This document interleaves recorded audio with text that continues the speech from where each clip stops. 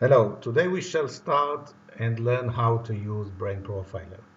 In order to reach the Brain Profiler website, all you need to do is type brainprofiler.com and you will reach this page. Scroll down. If you're for the first time, you need to register. Press the register link here and you fill up this registration form. Once you have filled up the registration form, you can go back and log in at the login link. You log in by entering your email and your password, and you reach the first page. It's the page of patient's registration.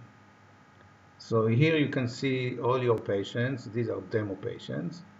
Of course, when you enter for the first time, you will have this page empty, and you will need to start and add a patient here. Add patient at the right portion of the screen.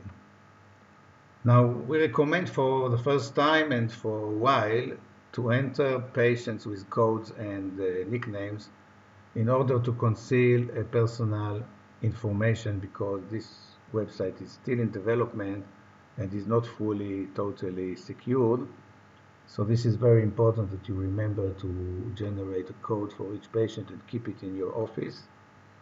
Now, once you want to register a new patient, you press the Add Patient here, and you will open a page with the patient's demographics. So as you can see, you enter the first name, the last name, and the demographic of the patient. What is important in this page is that you give each patient an email, his email, and a password for each patient. This is important because in the future, this platform will link up to a patient app, and you can receive from the patient the relevant information that you are interested in. In this description window, you can free text anything you need about the patient, full intake, whatever you choose to do. Okay, so we now go back to the patients, and let's choose a patient that we already assessed for a few times. Once you press on the patient line, a new box will open here with new assessment, last profile, history, and medications. Now, for the first time, you will assess the patient using new assessment, and every time you see the patient in your office, you make a new assessment for the patient. So we press the new assessment button, and here we find the assessment page. On the assessment page, you have a few scales which you can press on and move. As you can see, I'm moving the scales, and you can rate the patient by just deciding on what portion of the scale you leave a mark. It could be mild, moderate, or marked. Okay, and each scale defines a different type of phenomenology that you're assessing for the patient. Let's say the patient is psychotic, and you want to rate the psychotic level of the patient. Then you can mark psychosis level just by moving the scroll. But in order to know how to rate the patient, you have a scale information on the right side, mild, moderate, and marked, and you can actually read what is intended by each level. And this is based, as you'll see, on typical regular scales that we use every day based on PANSS and other scales, which are consensual. This is important in order to increase the inter-rater reliability, so you can follow these assessment criteria in order to have a greater inter-rater reliability with other clinicians.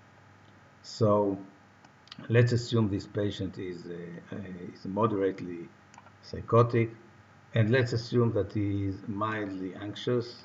You can see the anxiety scale here, phobia scale here, and the other scale is related to mood disorders, so manic and depressed symptoms. And the last scale is dedicated to personality disorder. You have milder personality disorder and more severe ones.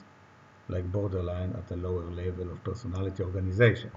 So as you notice, the scales together generate a comprehensive phenomenological assessment for the patient, starting from psychosis and negative symptoms here, going up to anxiety disorders and phobia, and then mood disorders like mania and depression, and then personality assessment. So once you generated this profile, you can see that the profile is available for you to view here at the upper place of the screen. And once you rated the patient, all you need to do is press the next button. And now you will receive an output screen. In this screen, you will see the profile of the patient that you have just rated. But now, the assessment of the patient is translated into another terminology, an advanced terminology of brain-related psychiatry. Let's take this example. For example, we know from the literature that psychosis is related to disconnection syndrome. So now instead of rating the patient as psychotic, you have an indication that this specific patient may be suffering from a disconnection syndrome in the brain. If you want to know more about that formulation, you have a short statement of this formulation explaining how different brain regions, the connectivity weakens between them. Because this is a new terminology, a more in-depth explanation of the computational psychiatry diagnosis of the patient is available here. And here you get the output of this specific patient describing the disturbance in the brain that this patient is suffering from. If you go down here to PubMed referrals, to treatment, and to PubMed referrals also to brain-related psychiatry, we are now constructing links that once you press here, you will be transported to a PubMed search relevant for this specific patient and for his specific profile. So once you assess this brain-related terminology, you save it, and it comes up together, it's collected together for a series of your assessments of this patient. So you're just building the history of the patient. So now you can go to the history of the patient. First, you can see the last profile here. Whenever you come again after a few days, you have not seen the patient, you can see his last profile and get an impression of what was your last assessment. And then if you want to view all your assessments, you go to the history, and here in the history you get this very relevant and very informative graph which tells you what was the condition of the patient throughout all his visits. So on this axis here you'll have the dates when you assess the patients, and you have the mild, moderate, and marked rating on the y-axis, and you have the graph of the condition of the patient. For example, we can see here that the patient was, according to this graph, the doctor assessment of the patient, he was psychotic at the higher level, and he had a milder, moderate assessment of his anxiety levels. So this graph here, the black one, is the anxiety levels. By pressing on the anxiety or on the psychosis, you can actually separate the graphs. So if you want to see only the psychotic symptoms over time, you just click on the anxiety graph and it goes off screen. And here you can see that the patient was psychotic, markedly psychotic for all these visits here. And here you started giving him medications. We will see in a moment how you enter the medication command. And after giving medication, the patient improves. You can see a scale here that shows you that you can move over all the dates of the assessment of the patient. And if you want to see them together, you can increase the scale and see the whole series of assessments that you have done to the patient over time. So you can see that the patient got his antipsychotic medication and he's improving, and then there was a change in the antipsychotic medication, he's still improving, And if you want to go back and see also the anxiety level rates, then you can see that these follow up on the psychotic episode more or less.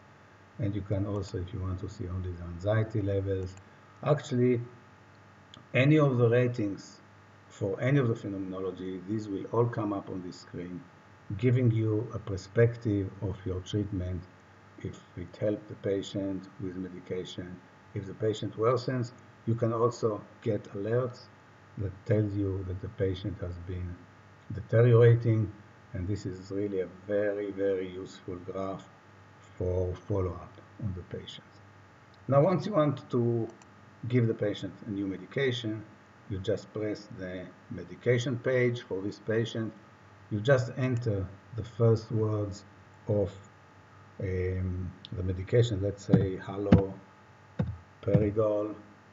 You see you have the haloperidol. What you need to do here is enter the dose. Just enter the dose. It will come up in milligrams, let's say 20 milligrams, and frequency. Just enter the number like once a day, and when you add that, you'll get a list of your medication information with the dosage. Here there are no dosage because no one entered them yet. It was just a demo, but here you can see the dosage and the information about the medication. So now this medication will add up back to the history and tell you how the patient responded to that information. So if we go back, you can see that we have covered the new assessment, the last profile that you can enter every time that you come and see a patient after a few weeks or few days, the history, to overview the history of the patient, and entering medication as you go along and treat the patient. Another important page is the request assessment page. In this page, it is related to connecting with the patient. The patient themselves will have an application downloaded on their smartphone or iPhone. And as you remember, in the first page, we said that we are going to give a password and an email to the patient. And the patient with his password and email can connect to the clinician, and then the clinician himself will be able to see the patient's information. For example, let's see this patient here. Once you look at the history of the patient, as you notice, you have a doctor psychosis and doctor anxiety. But once the patient is connected to this platform, then you will have, in addition, you will have a user psychosis and a user anxiety and a user depression. You have user information about all the scales that you are rating the patient. So now you will have the ability to compare your assessment as a doctor assessment with the patient report. And if they overlap, this means that you have done a very good, correct understanding of the patient, and the complaints of the patient overlap, are similar, are the same to the assessment of the clinician. So this is another very important feature that we are currently developing, and I cannot show it to you yet on this screen.